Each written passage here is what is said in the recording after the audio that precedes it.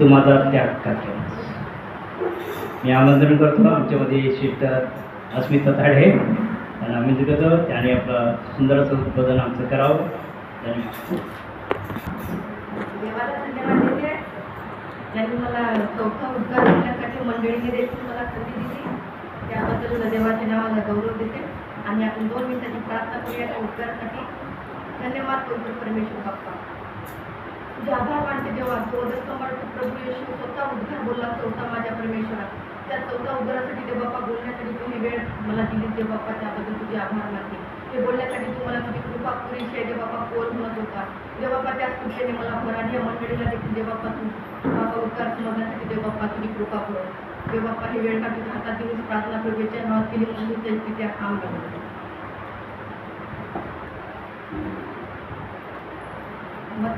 आपण वचन बघणार मत्तय 27वा अध्याय 47 वचन. तेव्हा प्रभू येशूने मोठ्याने आरोळी मारून बोलला, एलोई एलोई लमा सबक्तनी, म्हणजेच माझ्या देवा तू माझा त्याग का केला. येशूला वधस्तंभावर खिळले गेल्यानंतर काही वेळाने पॅलेस्टाईन संपूर्ण जगावर अलौकिक अंधार पडला होता. तो अंधार गुलगुता टेकडीवरील घटना झाकून टाकणारा होता. प्रियांनो, हा अंधार 6व्या ते 9व्या तासापर्यंत कायम होता.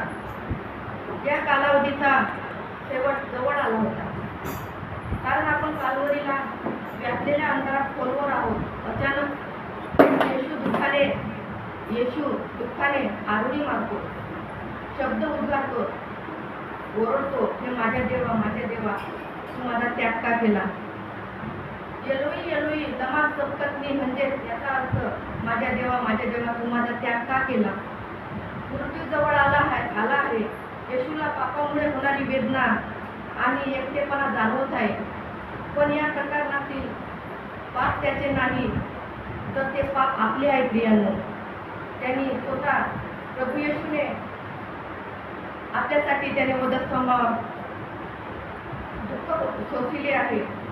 दावीद राजाने हजारो वर्षापूर्वी वापरलेले हे शब्द होते. त्याने प्रभू येशूच्या दुःखाशी समांतर असणारे निराशेबद्दलचे स्तोत्र लिहिले. स्तोत्र आपल्याला माहित आहे सर्वांना. 22:1 मध्ये त्याने देखील म्हटले, माझ्या देवा तू माझा त्याग का केला. दुःखाचा आक्रोश ऐकून माझा बचाव करण्यास तू जवळ नाही.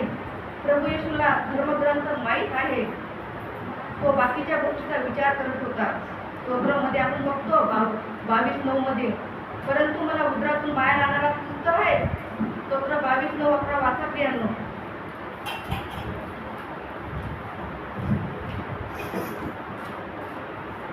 परंतु मला उदरातून बाहेर आणणारा तूच आहे. मी आपल्या आईच्या अंगावर पीत होतो तेव्हा तू मला आपणावर धाव घेण्याची स्फूर्ती दिली. मी जन्मलो तेव्हापासून मला तुझ्या हाती सोपवले आहे. मातेच्या उदरातून बाहेर पडतो तेव्हापासून तूच माझा देव आहे. 11 वचनामध्ये आपण बघतो प्रियांनो, माझ्यापासून दूर राहू नको, कारण संकट येऊन टेपले आहे आणि सहाय्य करणारा कोणी नाही. आपण प्रत्येक वेळेस हे वचन आपल्यासाठी लागू करतो की सहाय्य करणारा कोणी नाही परमेश्वर. तसेच किती वेळा आपण आपल्या मनात सारखे विचार करत असतो, स्वतःलाच तेच शब्द उच्चारत असतो की माझ्या देवा माझ्याजवळ कोणी नाही. पण आपण हे सहज बोलून जातो. हे सहज शक्य आहे की माझ्या देवा. पण प्रभू येशू अगदी ते शब्द उच्चारत असताना अगदी त्याचे प्रमाणे त्याचा आक्रोश देखील त्याच पद्धतीचा दुःखाचा आणि आक्रोशाचा होता प्रियांनो. आणि तो वधस्तंभावर असा एकटा खिळलेला होता. त्याचे हातपाय खिळ्याने ठोकलेले होते. तो मोकळा नव्हता शब्द बोलण्यासाठी. त्याचं फक्त मुख उघडं होतं तो बोलण्यासाठी शब्द. आपण पहिला पॉईंट त्याच्यामध्ये बघतो, त्याला आपले एकटेपण, आपले वेगळेपण, आपल्या वेदना जाणवत आहेत का. कारण वधस्तंभाची भयावहता ही केवळ शारीरिक यातना नव्हती, तर ती ख्रिस्ताची त्याच्या पित्यासोबत असलेली तात्पुरती हानी होती. ज्याला पाप माहिती नव्हते तो आपल्या पापासाठी पापी झाला आणि त्याच क्षणी त्याचा पवित्र देवासोबतचा संबंध तुटला, सहभागिता तुटली आणि आपल्या अपराधात तो गुदमरला गेला. आपल्या अपराधामुळे तो गुदमरला गेला. त्या स्पर्जन यांनी वर्णन केले आहे की सर्वात श्रीमंत आणि गरीब माणूस याच्यातील फरक केवळ त्याच्या दैवताच्या गौरवात ख्रिस्त आणि त्याच्या अपमानामध्ये असलेला फरकाच्या तुलनेत काहीच नाही. ही स्तब्धता पूर्णपणे अतुलनीय आहे. तुम्ही त्याच्या श्रीमंतीचे वर्णनही करू शकत नाही आणि त्याच्या श्रीमंतीचे वर्णन आपण करू शकत नाही, कारण तो देवाच्या रूपात किती वर्ष आहे हे आपण बघतो प्रियांनो. तरी तो आज या ठिकाणी आक्रोश करीत आहे, माझ्या देवा तू माझा त्याग का केला. तो आपल्या संकटाच्या आणि दुःखाच्या वेळी आपल्याशी सहानुभूती दाखवण्यास समक्ष आहे. आपण ज्या गोष्टीमधून जातो त्या त्याने अनुभवल्या आहेत. आपल्या मित्राचा मृत्यू होत आहे आणि अशा वेळी शिष्याचा नकार तो विश्वासकर्ता असायला हवा होता.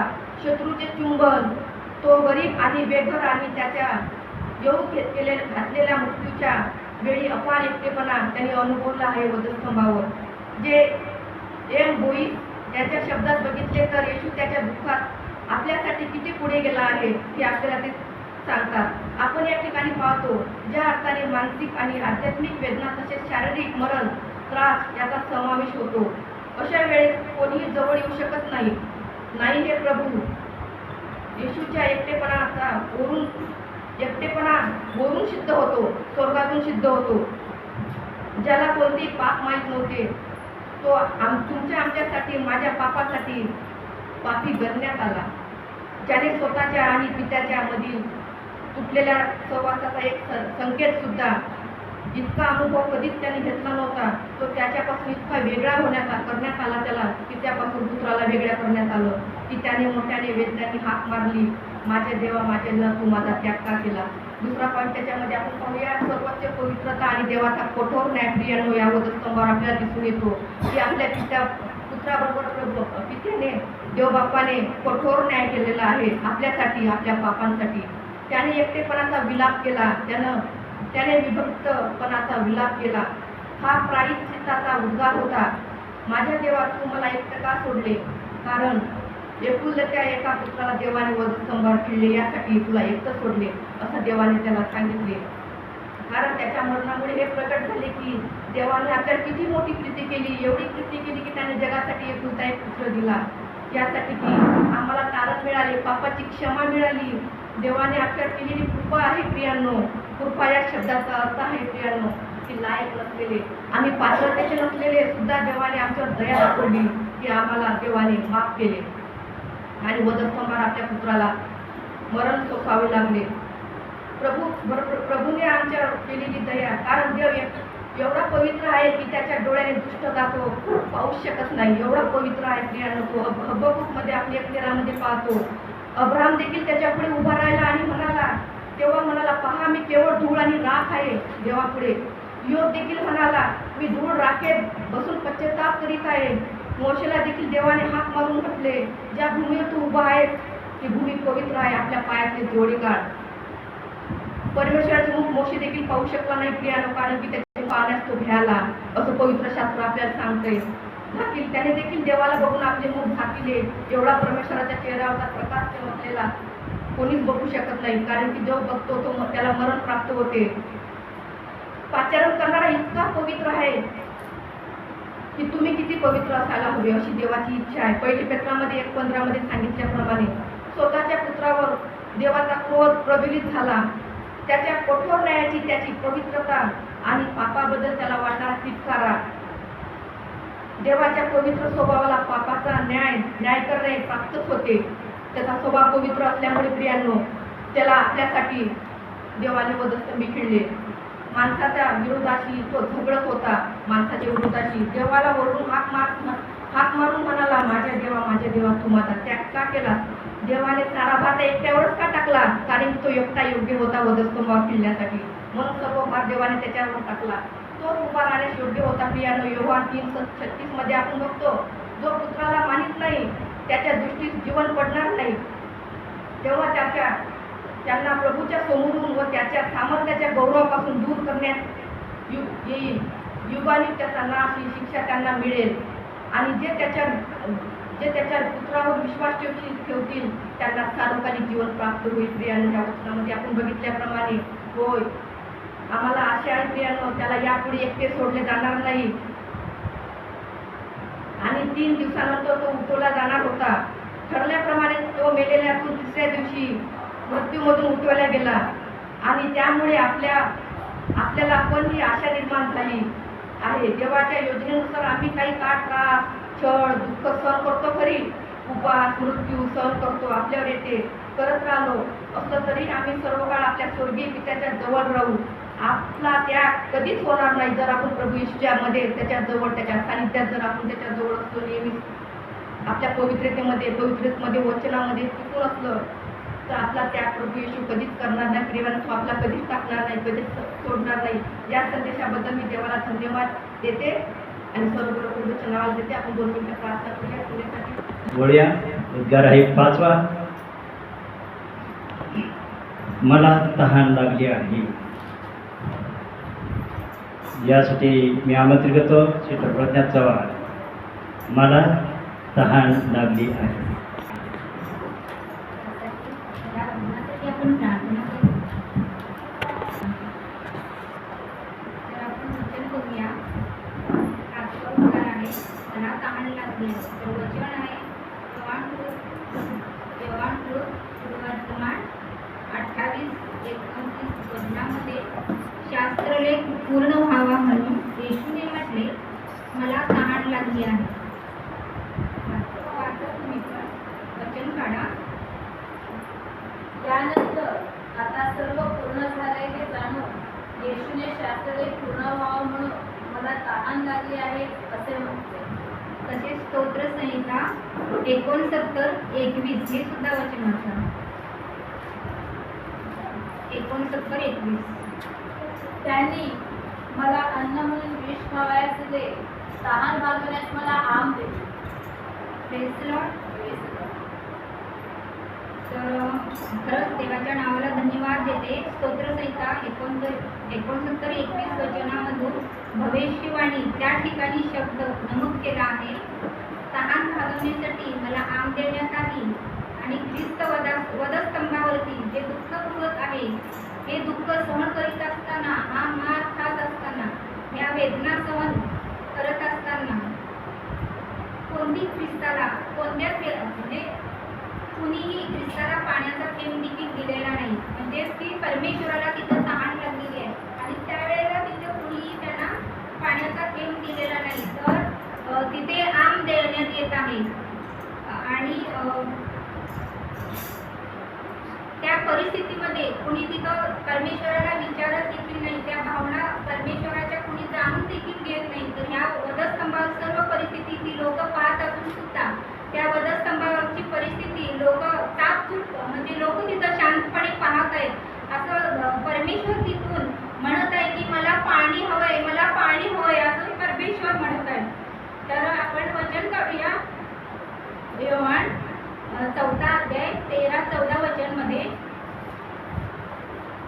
तुम्ही वाचू शकताय, तुम्हाला मिळाला असेल तर त्या वचनामध्ये सांगत आहे की या कडक परिस्थितीमध्ये, या एप्रिल महिन्यामध्ये खूप कडक उन्हाळा असतो. त्या कडक उन्हाळ्यामध्ये परमेश्वर त्या याकोबाच्या विहिरीवर येतो आणि तिथे शंभरोनी स्त्री येते पाणी भरायला आणि त्या विहिरीवर ज्या वेळेला ती स्त्री येते पाणी भरायला, त्यावेळेला प्रभू येशू येतो आणि ती पाणी भरत असताना, ती स्त्री पाणी भरत असताना परमेश्वर त्या ठिकाणी म्हणतोय हे तर शारीरिक स्थान, हे शरीर भागवण्यासाठी हे पाणी आहे. तर माझ्याकडे जे पाणी आहे ते आध्यात्मिक पाणी आहे, ते तुला मी देणार आहे आणि त्याने तुला कधीच तहान लागणार नाही, असं परमेश्वर तिला सांगत आहे. आणि त्यानुसार ती स्त्री तिथं आशीर्वादित झाली आणि तिची तिथे ती तहान लागलेली आहे. हालेलुया.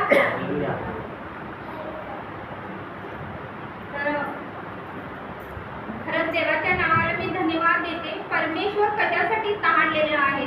तर परमेश्वर आमच्या जीवनाची तहान भागवण्यासाठी परमेश्वराला तहान लागलेली आहे. तर खरंच पुढे सांगायचं म्हणजे बायबल सांगतं की तुम्ही तहानलेले आहात, भुकेलेले आहात, तर तुम्ही माझ्याकडे या, म्हणजे मी तुम्हाला मी ते अन्न देईन, भुकेल्याला मी अन्न देईन, पाणी देईन, असं परमेश्वर म्हणत आहे. आणि त्या जलाशयावर परमेश्वराचा आत्मा असा तळपळत आहे की तळपळत आहे की तिथं प्रकाश प्रकट करत आहे परमेश्वर, की म्हणजे त्याचा आत्मा तळपळत आहे आणि तो आपला प्रकाश प्रदर्शित करून दाखवत आहे की जेव्हा तुम्ही आणि मी अस्तित्वात काही नव्हतो त्यावेळेला परमेश्वराला जल माहिती होतं. हालेलुया. ज्यावेळेला आम्हाला देखील माहिती नव्हतं जल काय आहे, पण परमेश्वराला माहिती आहे की जल काय आहे. खरंच देवाच्या नावाला धन्यवाद देते मी. खरंच देव आपली तहान कशी भागवतो आणि कुठल्या परिस्थितीतून देव आपल्याला नेतो हे देवाचा उद्देश पूर्ण करत आहे. तर दुसरे शमूएल 23वा अध्याय, ह्या अध्यायातून जर आम्ही वाचलं तर तो पूर्ण अध्याय जर आम्ही वाचलं तर ह्याच्यातून आपल्याला समजतं की दावीद राजा आहे आणि दावीद राजा काय करतो तिथे की दावीद राजा हा त्या राजवाड्याचा राजा आहे आणि तो काय सांगतो की मला ताण लागली आहे आणि मला ताण लागली असेल तर मला पाणी आणा. तर बघा, आम्ही जर योद्धे आहोत प्रार्थनाशील असेल किंवा कुठल्याही विरोधामधून जर आम्ही जात असो तर दावीद राजा आम्हाला सांगत असेल की तिथून तुम्ही पाणी आणा, तर आम्ही त्या विरोधातून पाणी आणण्यासाठी आम्ही तयार पाहिजे. म्हणजेच की ही देवाची एक तहान आहे. हालेलुया. तर पण त्यावेळेला काय होतं, दावीद राजाच्या काळामध्ये दावीद राजा त्यावेळेला राजा असताना तुम्ही जेवण आणा, तुम्ही पाणी आणा, की तुम्ही मला चहा आणा असं नव्हतं. पण दावीद राजा असं सांगत होता की तिथे नायक होता, पण हे सर्व बंद केलं आहे त्यावेळेला दावीद राजाने. आणि त्यावेळेला ते बंद करत असताना दावीद राजाने सांगितलं की हे सर्व तुम्ही हे बंद करू नका, की जी तहान लागली ती तहानेकडे तुम्ही लक्ष द्या. की म्हणजे तुम्ही असं आपण म्हणतो ना की जे योद्धे असतात, आपण जे योद्धे आहोत, आपण जर योद्धे आहोत तर आपण योद्ध्यासारखे आपण राहिलो पाहिजे, म्हणजे प्रार्थनाशील राहिलो पाहिजे. म्हणजे जसं की दावीद राजा होता, दावीद राजाने जसे 66 युद्ध जिंकली आणि त्याने कधीच असं त्या युद्धांमध्ये कधीच तो कमी पडलेला नाही. त्याप्रमाणे आपण त्यामध्ये राहिलो पाहिजे की जसं की कुठलाही काळ असो, विरोधाचा काळ असो, काही असो, तर त्या परिस्थितीमध्ये आपण त्यामध्ये राहिलं पाहिजे. पण दावीद राजा काय म्हणतो की जिथे बेथलेम जी विहीर आहे, वेशीच्या बाजूला तिथं विहीर आहे, त्या विहिरीजवळ जाऊन त्या योद्ध्यांना त्या तिघांना पाणी आणा. जर तो अध्याय आपण वाचला तर त्या अध्यायामधून आपल्याला समजतं की त्या तिघांना पाणी आणायला सांगितलंय आणि ते तिघे पण पाणी आणतात आणि ते पाणी दावीद राजाला देतात. पण दावीद राजा ते पाणी घेतो आणि तो काय करतो की परमेश्वराच्या नावाने तो जमिनीवर रोपलं गेलेला आहे, ताकी म्हणजेच की माझा परमेश्वर वधस्तंभावर आहे आणि मी पाणी पिऊ, हे त्याला ते योग्य नाही वाटलं. हालेलुया. म्हणून आपल्याला कुठलंही संकट आलं, काही आजार आला, कोणतं दुःख आलं, कुठलीही समस्या आली तर आपण घाबरून न जाता आपण देवाची तहान भागवण्यासाठी आपण सदा सर्व काळ आपण प्रभूमध्ये पाहिजे. हालेलुया. तर आपण खरोखर आपण मंडळी म्हणून कधीच आपण निष्क्रिय नाही राहिलं पाहिजे. खरंच आपण असं कधीच की निरुपद्रवी नाही राहिलं पाहिजे. आपण परमेश्वराची तहान भागवण्यासाठी आपण तत्पर पाहिजे. तर आपलं चर्च जर वाढवायचं असेल तर आपण मंडळीमध्ये सहभागितेमध्ये राहण्यासाठी आपण देवाची तहान तर भागवली पाहिजे. खरंच आपल्याला तहान कशाची पाहिजे, आपली मंडळी वाढवण्यासाठी आपण तहान कशाची भागवतो, पाण्याने नाही भागवू शकत.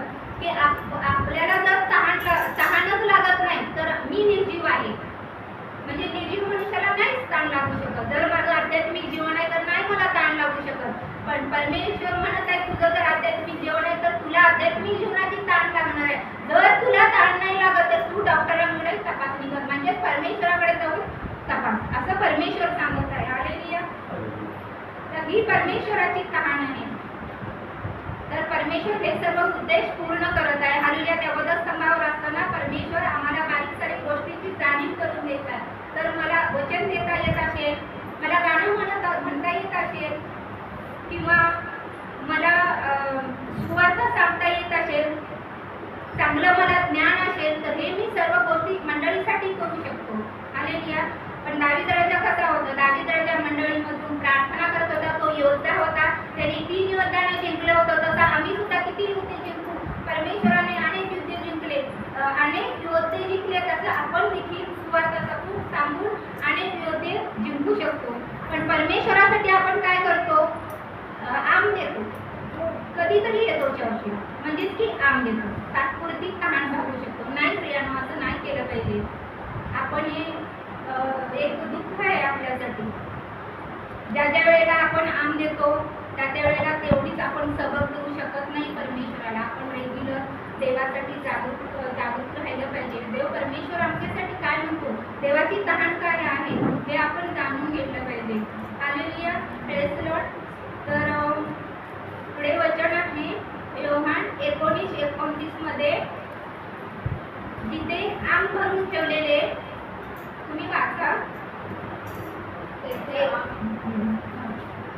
आम भरून ठेवलेले एक भांडे होते, म्हणून त्यांनी आम भरलेला स्पंज एक लोक झाडाच्या काठीवर बसवून त्याच्या तोंडाला लावला. Hallelujah, praise the Lord. बघा तिथं सांगितलंय एजोब झाडाच्या काठीवर, म्हणजे ते एजोब ही एक वनस्पती आहे. ती वनस्पती आहे ना, ती वनस्पती ते आगमध्ये पुरवणार आणि परमेश्वराच्या तोंडाला ती लावणार, म्हणजे तात्पुरतं. म्हणजे हे आपण तसे नाही राहायला पाहिजे, की तात्पुरते नाही राहायला पाहिजे, म्हणजे पूर्णपणे आम्ही देवासाठी ताणलेलो पाहिजे असं परमेश्वर सांगत आहे. पुढे वचन सांगत आहे की स्तोत्रसंहिता 51:7 मध्ये वाचा.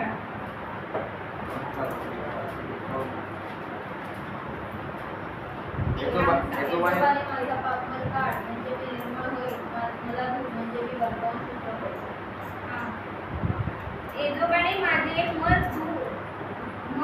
दूर कर, एजोबाने माझे पाप काढून टाक. एजोब काय आहे? ती वनस्पती आहे. ती वनस्पती मुख्य याजक अर्पण केलेल्या कोत्र्याचं रक्त आहे. ते रक्त घेऊन अति पवित्र स्थानात जायचे आणि ते एजोब झाडाची वनस्पती रक्तात बुडवून रक्त अति पवित्र स्थानात शिंपडलं जायचं. ती एजोब झाडाची त्या विशेष प्रकारची झुडपाची ती काठी आहे. त्या काठीवर स्पंज लावून ती आम प्रभूला देण्यात आली. हालेलुया. आपण तसं नाही राहिलं पाहिजे, की आपण देवासाठी सेवा देत असताना, देवाचं राज्य वाढवत असताना आपण देवाची तहान ही भागवली पाहिजे. म्हणजे देव त्या वधस्तंभावर असताना आमची जर तहान भागवत असेल तर आपण देखील देवाची तहान भागवली पाहिजे. आपण देवाकडे इतक्या प्रार्थना करतो, देव आपल्या प्रार्थनेची उत्तरं देतो ना. आपल्यासाठी चिन्ह चमत्कार करतो, अद्भुत कृत्य करतो, म्हणून आपण इथं आलो. देवाचं वचन आपल्यापर्यंत पोहोचलो म्हणून आपण इथं आलो. की देवाची तहान होती, आपण देवासाठी एक धावा केला, देवाचा एक शोध केला, म्हणून आपण इथं आलो. म्हणून आपण देवासाठी तहानलेले, व्याकुळलेले पाहिजे. आणि म्हणून परमेश्वर आपल्याला अन्न देण्यासाठी तळपळत आहे, त्याचा आत्मा तळपळत आहे. तो जलाशयावर असताना त्याचा आत्मा प्रकट होत होता, की आम्हाला त्या पापातून मुक्त करण्यासाठी देव पृथ्वीवर आलेला होता. म्हणजे ते आम्हाला विभक्त, म्हणजे त्या पापातून, शापातून मुक्त करण्यासाठी आले होता. हालेलुया.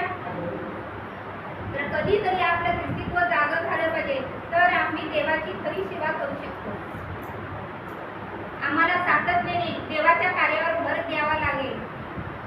जे तहानलेले, आम्ही सुद्धा तहानलेलं झालो पाहिजे. तहान लागली पाहिजे तहान. खरोखर आपण देवाची तहान लागणारे असलो पाहिजे. तर वचन पुढे बघू. 42:1 मध्ये वचन आहे, हरिण कशी पाण्याच्या प्रवाहासाठी लुलकते, तसा हे देवा जीव तुझ्यासाठी लुलकत आहे. खरोखर जशी हरिण पाण्यासाठी लुलकते, तसं देखील आपण सुद्धा देवाच्या शब्दासाठी, देवासाठी व्याकुळ झालेलो पाहिजे. की बघा, एक हरिण, आपण जेव्हा जंगलात बघतो, जंगलामध्ये जेव्हा सिंह तिची एक आधी तिच्यावर झडप घालण्यासाठी तिचा एक आता म्हणजे काय म्हणतो आपण, तिचा धावा करतोय, म्हणजे तिच्यावर झडप घालत आहे, तशा पद्धतीनं आपण देवासाठी व्याकुळलेले पाहिजे. पण ह्या कडक उन्हामध्ये जर आपण असे जर सिंहासारखे जर आपण राहिलो, तरच कुठेतरी आपण देवाची आपण तहान भागू शकतो. पण परमेश्वरासाठी आपण तहानी भागवलेली पाहिजे. म्हणजेच की हरणी म्हणते, दोनच गोष्टी समोर, एक तर पाणी किंवा मरण. हरण काय करते, ती त्याच्या तावडीत सापडली वाघाच्या किंवा सिंहाच्या, तर ती मरणारच. तिला पाणी मिळणार नाही, ती शेवटी मरणारच. म्हणजे तिला समजते की मरणार, तरी मला पाणी काय मिळणारच नाही. म्हणजे हे दोनच शब्द होते, की मरण किंवा पाणी. हालेलुया. म्हणून आपण देवासाठी व्याकुळलेले पाहिजे. येशूची नितांत गरज आहे. येशू नाही तर माझं जीवन काहीच नाही आहे. माझ्या जीवनात येशू पाहिजे. रस्त्यावर जरी एखाद्या भिकाऱ्याला जरी येशू मिळाला तरी आपण खरंच देवाला आपण धन्यवाद दिला पाहिजे की खरंच तो श्रीमंत होऊ शकतो. एखादा भिकारी असतो, रस्त्याच्या कडेवर असू शकतो किंवा एसटी स्टँडवर आपण बघतो भीक मागणारे असतात, त्याला जरी येशू मिळाला आपण सांगू शकतो ना त्यांना सुवार्ता की तो सुद्धा श्रीमंत होऊ शकतो प्रभूच्या नावामध्ये. आपण लीडर आहोत, आपण सांगितलं पाहिजे. म्हणून जगामध्ये जगत असताना आपली सगळ्यात मोठी श्रीमंती काय आहे? प्रभू येशू. कुणी रथाची नाही, कुणी घोड्याची नाही बढाई मारू शकत, पण आम्ही तर आपल्या देवाची बढाई मारू शकतो. म्हणजेच आमचा परमेश्वर काय आहे? आमच्यासाठी तहानलेला आहे.